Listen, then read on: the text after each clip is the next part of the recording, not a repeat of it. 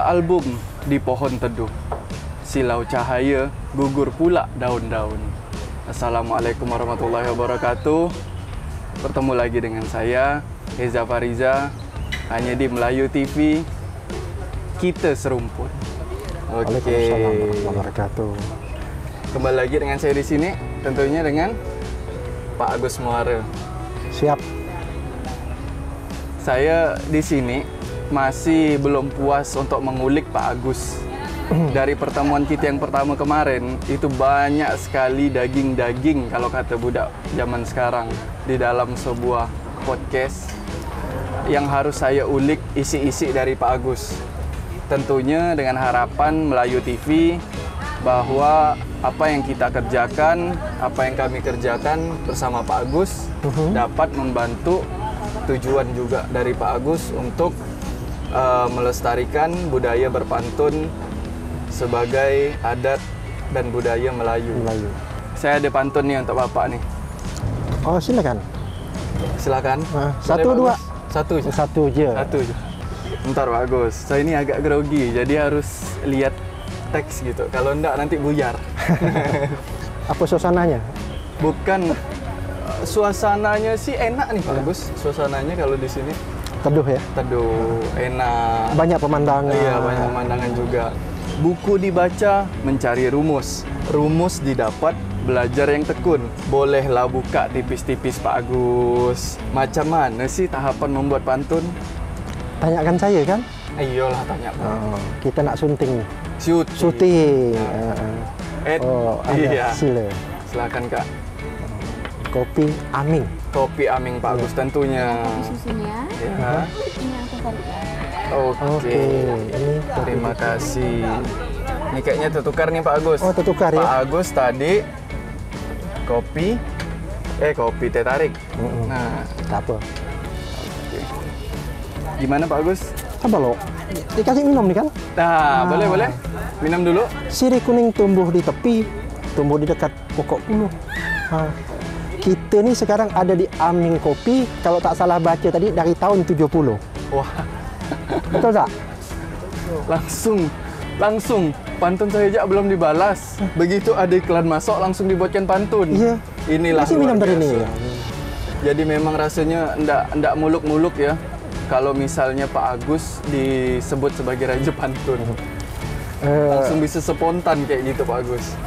Ya, sebelum saya menjawab, Iya, satu dibagi dua. Boleh kita minum? boleh. Boleh minum, sabar loh. Sabar kok. Gimana Pak Agus rasanya? Sepahit-pahitnya kopi tetap menjadi sebuah inspirasi, betul tidak? Oh, siap. Luar biasa memang kopi Aming nih. Pak Agus tahu nggak, kopi Aming nih itu tuh kopinya dari kopi Robusta yang menjadi ciri khas Aming. Dan Aming ini Pak Agus rupanya udah ada sekitar 30 outlet yang tersebar di seluruh Indonesia.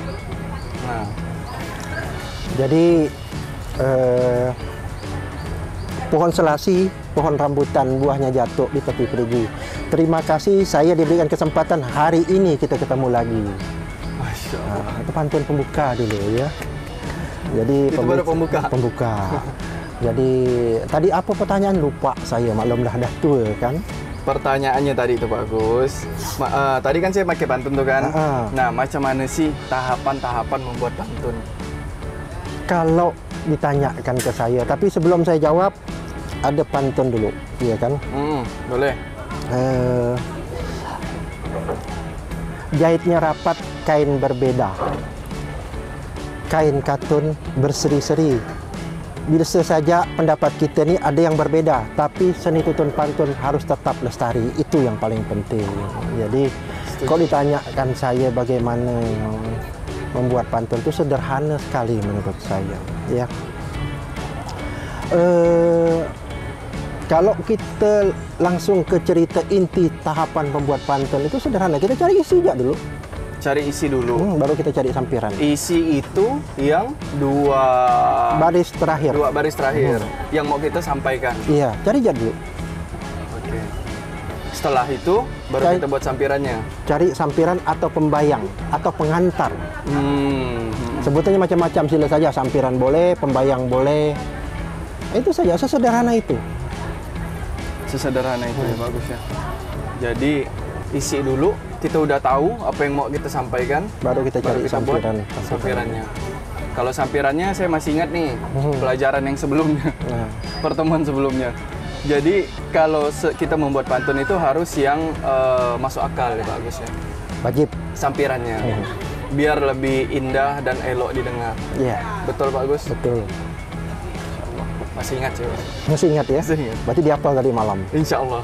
Setelah itu, yang kita tahu kan pantun tuh yang penting rimanya kayak ABAB atau AAAA gitu kan. Nah, kalau menurut Pak Agus itu gimana? Apakah memang pedomannya harus itu atau ada cara lain buat dalam kita membuat pantun? Jadi begini, sebelum saya menjawab, selalu saya garis bawahi. Namanya sudut pandang terhadap seni tutur pantun itu bisa saja pendapatnya berbeda-beda, ya kan? Dan saya perkenankan untuk yang berbeda-beda, tapi harus saya luruskan beberapa hal. Yang pertama, kita mengenal rima dari sekolah, kita mengenal rima AB, AB, AA, AA, betul? Betul. Rima AB, AB itu rima akhir yang umum.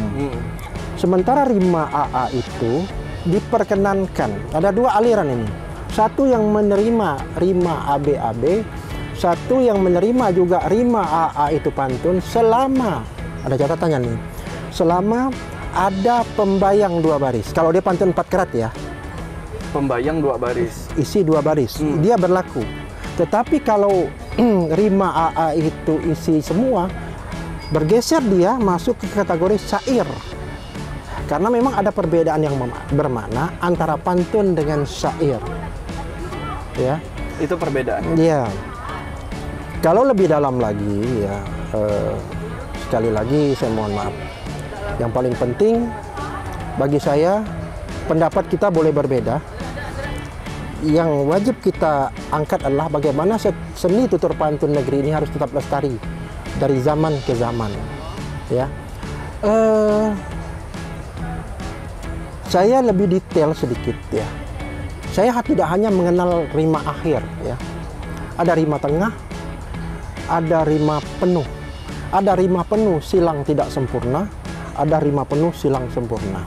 Rima penuh, silang tidak sempurna. Ada rima penuh, silang sempurna. Jadi begini, hari ini saya mau buat cerita pantun yang sederhana saja, yang umum supaya apa? Jangan terlalu berat kita berpikir. Jadi pantun itu menjadi suatu hal yang rumit. Jadi kita tidak mau mendalami, apalagi kepada generasi muda hari ini, toh, ya. Buat aja pantun-pantun yang sederhana, walaupun berselisih. Tadi pelan-pelan dihaluskan. Belum lagi kita bicara perselisihan bunyi di rima akhir. Secara rima dibenarkan rima AB, AB. Tetapi kadang-kadang ada perselisihan bunyi yang cukup mengganggu. Pernah saya sampaikan di pertemuan sebelumnya. Nah, bagi saya pantun seperti itu adalah pantun-pantun pusaka terdahulu yang harus wajib kita angkat ya. Saya banyak mengarang pantun-pantun seperti itu, tapi ada juga saya membaca pantun-pantun lama ya, pantun-pantun lama ya. Saya kasih contoh itu kalau dalam perfilman Melayu ya, Allahyarham P. Ramlee itu kan. Oh iya. Iya betul. Saya ada ingat beberapa pantunnya tuh, ya kan. Tapi sebaiknya untuk tahapan awal buatlah yang sederhana, rima akhir saja dulu. Barulah pelan-pelan kita mendalami itu. Kalau kita langsung ke sana repot. Repot. Nanti anak-anak muda nggak mau belajar. Berat begitu. Yang saya tangkap di sini pemirsa Melayu TV, bahwa ketika kita ingin membuat pantun, jangan sampai menjadikan pantun itu sebuah momok yang menakutkan. Iya. Ya Pak Agus, betul? Iya. Yang penting buat dulu, yang penting intinya tahu dulu. Iya. Masalah sampiran depannya, masalah rima sempurna atau Nantilah silang, itu nanti. Jadi saya malah buat statement begini. Belajar pantun itu sederhana, tak perlu belajar. Nggak perlu. Belajar pantun itu sederhana. Bagaimana cara belajarnya? Tidak perlu belajar. Tidak perlu belajar. Cukup mendengarkan saja dulu. Kekhasan pantun itu bagaimana sebenarnya pantun itu disampaikan dalam tidak wujud yang vulgar. Dia selalu berkias. Itu pantun yang sebenarnya seperti itu. Ya, jadi kalau ditanya ke saya, itu pendapatnya. Kalaupun ada pendapat yang berbeda, sekali lagi saya perkenankan, saya tidak mau berdebat soal itu. Ya kan? Baik. Nah, seperti itu. Pak Agus, ketika tadi kita berbicara tentang rima pantun silang sempurna sama rima pantun silang tidak sempurna, boleh enggak Pak Agus kasih contoh satu tentang, saya boleh request? Boleh? Tentang cewek cantik. Nah, coba dah. Pucuk lekat putih benaluh, pucuk pau di padang kembang. Duduk dekat cewek cantik abang yang malu, duduk jauh pula abang yang bimbang. Waduh, langsung jadi. Itu yang sempurna. Nah, jadi gini, kalau lebih detailnya itu pelan-pelan saya sebut. Pucuk lekat putih benaluh, pucuk pau di padang kembang. Duduk dekat adik yang cantik abang malu, duduk jauh pula abang yang bimbang. Abang. Itu masih tidak sempurna, masih ada perselisihan. Tetapi kalau mau yang lebih silang sempurna itu kayak selasih bertemu ujung pelepah itu kan. Petik rambutan dan buah duku, padamu kasih tertumpah menjadi ingatan dalam mimpiku. Itu enak sekali. Dia satu napas saja. Pantun-pantun yang indah seperti itu mengarangnya dengan hati. Tidak bisa dengan dengan kekacauan asal nggak bisa. Jadinya pantun biasa saja. Berarti tadi silang sempurna sama tidak sempurnanya udah langsung dikasih sama Pak Agus. Iya. Itu ukuran saya. Kalau ada yang lebih lagi mungkin bisa, ya kan?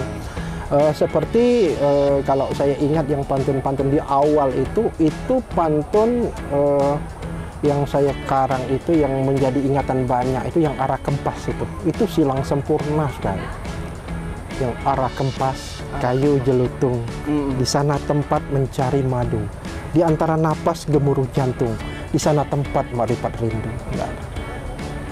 Itu yang itu kita bicara yang lalu lah ya. Nah hari ini saya tidak mau bicara terlalu berat tentang pantun itu. Kita pengen berbagi supaya generasi muda mau belajar tentang seni tutur pantun itu. Pak Agus, tadi kita udah belajar tentang bagaimana sih tips buat pantun apa segala macam. Terus apa sih rima silang sempurna, rima silang tidak sempurna. Sekarang yang pengen saya tanyakan lagi ke Pak Agus nih. Dengan syarat adanya rima yang sama dalam pantun, berarti kan ada butuh banyak tahu pembendaharaan kata dengan rima yang sama tersebut. Ya. Apakah pembendaharaan kata ini memang sebaiknya didata dulu atau bagaimana? Atau bebas ya sesuai dengan yang bahasa kita pakai sehari-hari? Syarat menjadi pemantun spontan itu adalah penguasaan kosakata yang banyak, pembendaharaan kata yang banyak ya. Satu membaca, saya kasih contoh ya. Salam, lam, harus punya banyak. Salam, kalam, tilam, malam, kolam, gitu kan? Yang menyerupai di rima. Karena saya menjaga sekali supaya kalau bisa, kalau enggak dapat ya enggak apa-apa. Jangan sampai di rima akhir itu terjadi perselisihan bunyi yang sangat bermakna. Contoh, isinya salam, sampirannya kulum. Oh iya. Secara rumus benar itu, M sama M di akhir, tapi bunyi selisih itu enggak. Itu secara estetika kurang. Lam sama lum. Lum ya. Secara rumus dibenarkan loh. Iya. Ya. Nah, kemudian kembang, apalagi kembang. Yang menjadi selisih kembang, ladang, tembang. Yang menjadi sama itu kembang, tembang, bimbang.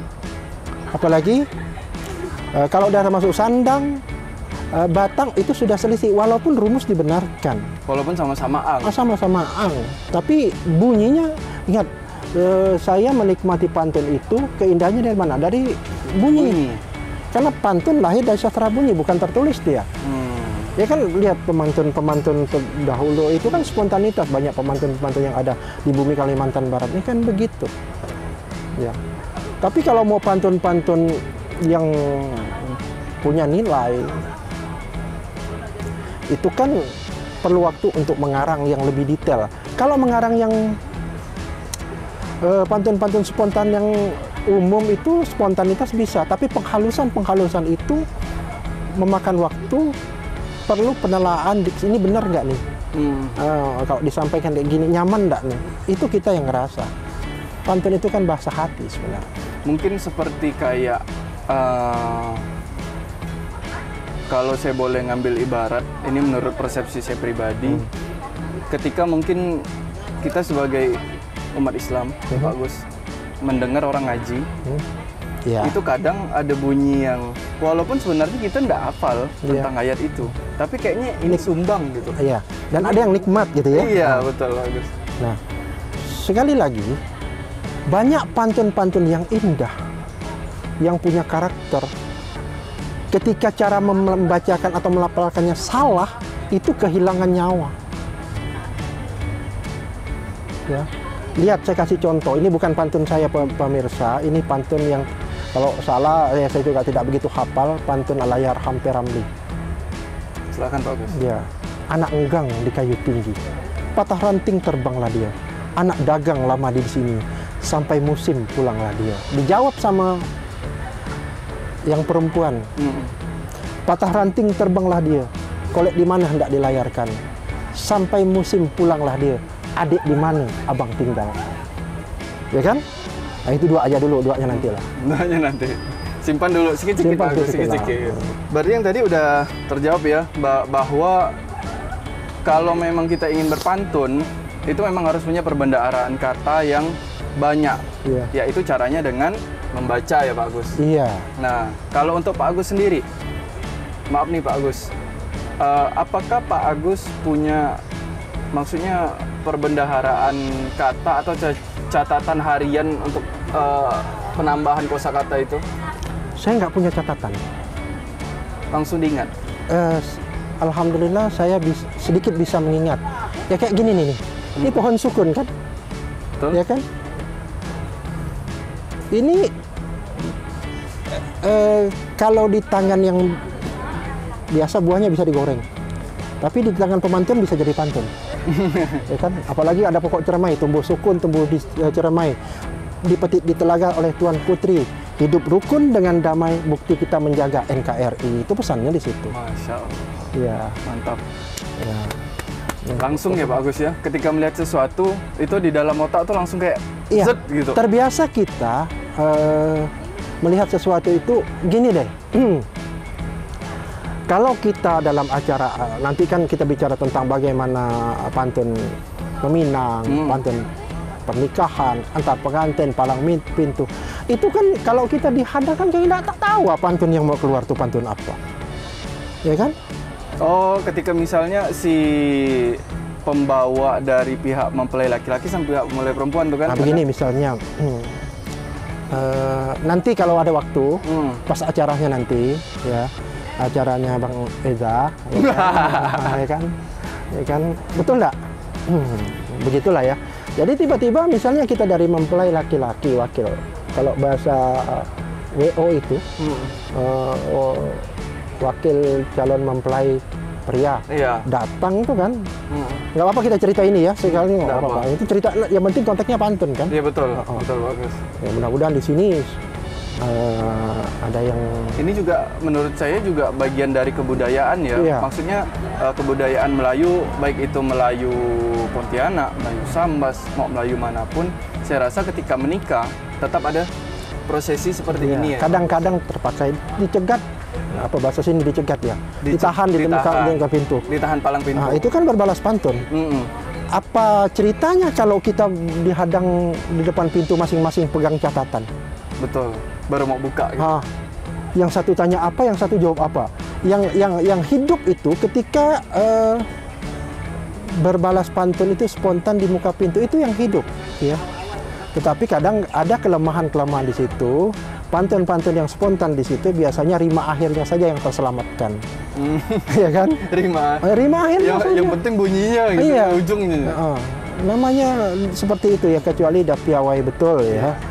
Nah, itu seperti itu. Jadi rajin-rajin, mohon maaf lah ya, menghayal sedikit lah. Saya kalau di kendaraan itu kadang-kadang buat, dan saya mau menghafal, menulis daun salam, kalam kan repot juga. Misalnya apalagi kuning, pening, apalagi kuning, pening. Tapi ya bagus ya. Nah, itu kan ada ya. Saya kasih ini saya buka apa adanya saja.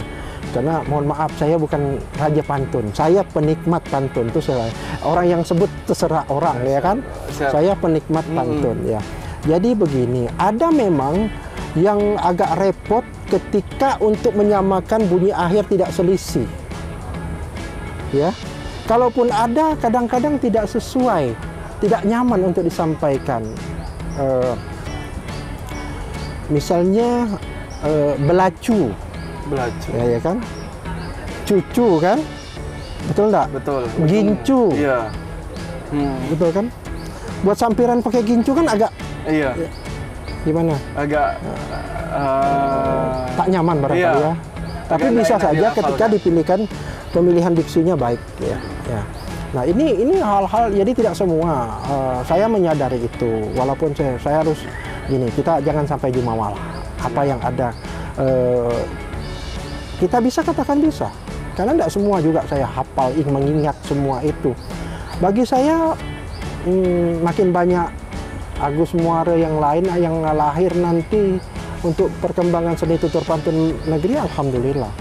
Karena zaman berganti, musim berubah. Siapa? Ya kan begitu. Ya, hari ini biarlah kita yang sudah setengah abad ini bercerita tentang pantun, ya supaya ada tersambungkan untuk generasi hari ini. Bagi saya itu saja. Nah, Pak Agus, tadi kita ada sedikit membahas dan menyinggung tentang masalah palang pintu. Boleh nggak sih Pak Agus? Pak Agus pasti tentunya udah, ya mungkin udah sering lah untuk jadi sebagai dari perwakilan dari salah satu mempelai. Boleh nggak sih Pak Agus ada satu pantun pamungkas palang pintu dari Pak Agus? Kadang-kadang gini, kalau saya menahan sebentar teman-teman yang datang itu kan, buah cermai, buah kuini ketiga dengan buah berangan, itu yang simpel saja. Buah cermai, buahku ini ketiga dengan buah berangan. Orang yang datang seramai ini siapa gerangan? Ketua rombongan. Tanya dulu, enggak boleh kita langsung itu, tanya dulu. Berarti Pak Agus sih kalau pakai pantun itu posisinya yang ada di sebagai tuan rumah. Tuan rumah. Kalau Pak Agus yang sebagai orang yang datang, kita tunggu apa yang dia buat. oh betul. Karena enggak mungkin kita teriak depan pintu, misalnya begini, buahku ini tumbuh, pohonku ini tumbuh sebatang, tumbuh indah di dekat kolam. Hari ini kami datang, bolehkah kami masuk ke dalam? Enggak begitulah. Iya, menantang. Ya kan? Gitu. Menantang kan? Agak tidak etis. Karena begini Pak, Bang Eza, tetap harus kita jaga itu. Saya tetap memakai rujukan apa yang disampaikan, yang saya ingat itu adat menyuluh sarang lebah. Kalau berisi pasti bersarang. Adat yang penuh tidak akan melimpah. Kalau berisi tidaklah kurang. Jadi tidak mungkin kita depan pintu teriak-teriak apa pula ceritanya begitu, kecuali kita ditahan. Saya sampai, kalau udah sampai Agus sih sampai kayak speechless gitu, narik napas panjang terus. Kayak nggak ada apa-apanya gitu, emang nggak ada apa-apanya. Jadi, Pak Agus, sebelum Pak Agus nih bisa seperti ini, udah langsung ngelihat jadi pantun gitu. Dalam progresnya, pada saat Pak Agus memulai mendalami dan menikmati pantun ini, itu dalam satu hari, Pak Agus bisa buat berapa pantun pada awal-awalnya? Kalau awal-awal ngarang 1-2 aja sulit. 1-2 sulit? Sulit, awal-awal ya belajar Awal-awal. ya, namanya kita belajar kan. Nggak ada ceritanya, hari ini terjadi tanpa cerita masa lalu, mau kosong itu. Betul. Ya. Betul Pak Agus, saya setuju. Betul tidak? Setuju kan? Setuju. Ya. Saya setuju. Jadi itulah yang mengingatkan kita supaya kita jangan sombong sebagai manusia. Jangan dilihat hari ini prosesnya yang panjang, ya kan? Ya, kalau mau disandingkan dengan hari ini ya nggak bisa. Ya, Iya. kan? Kalau cerita lain sekarang. Setuju Pak Agus, setuju. Saya pernah dengar tuh ya Pak Agus kalau nggak salah pantun lain dulu, lain sekarang. Mungkin Pak Agus bisa kasih saya ingat pantun itu. Itu kalau saya dia lain hulu lain parang kan? Itu kan pantun yang dibuat orang dua kerat. Yang simple. Lain iya. hulu lain parang, lain dulu lain sekarang. Betul. Buahku ini batangnya rebah, hari ini zaman berubah. Kan gitu aja. Oh, iya. Ya. Sampiran itu ada yang berhubungan, ada yang tidak. Tergantung keadaan. Sekarang Pak Agus, bicara tentang sekarang, kan tadi kita udah bicara tentang dulu. Kalau sekarang, dalam berapa, 1 jam, itu Pak Agus bisa buat berapa banyak sih pantun? Kalau misalnya lagi santai gini nih, lagi ngopi, lagi apa? Pantun kasar ya. Pantun umum saja ya. 30. 1 jam? 30? 30. Berarti 30 dibagi 60, satu pantun 2 menit. Amazing. Itu kasar. 2 menit. Jadi wajarlah kalau pemirsa lihat di atas meja ini ada 1000 pantun Selasi Kapuas karangan Pak Agus Muara.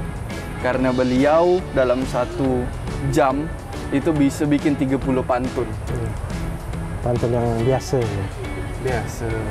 Betul, memang kata Pak Agus itu pantun biasa. Iya. Tapi bagi kita bikin pantun biasa pun jengap-jengap. Iya, kamu jengap-jengap lah. Susah Pak Agus. Ini saya sebenarnya bukan promosi buku, saya mengingatkan saja. Ini boleh saya pegang kan? Boleh Pak Agus, boleh. Ini buku supaya ingat yang pernah saya tulis. Karena banyak sekali pantun-pantun yang saya buatkan ketika di teman-teman minta itu, saya kirim begitu saja. Saya lupa. Nah, malah ada yang teman di Batam itu, pantun saya dibuatnya di produk. Di Produk. produk.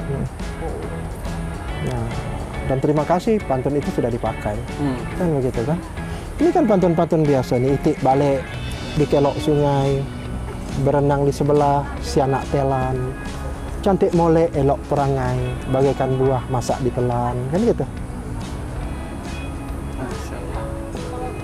Nah, sebelum kita masuk ke topik selanjutnya Pak Agus, saya punya pantun lagi buat Pak Agus. Siap.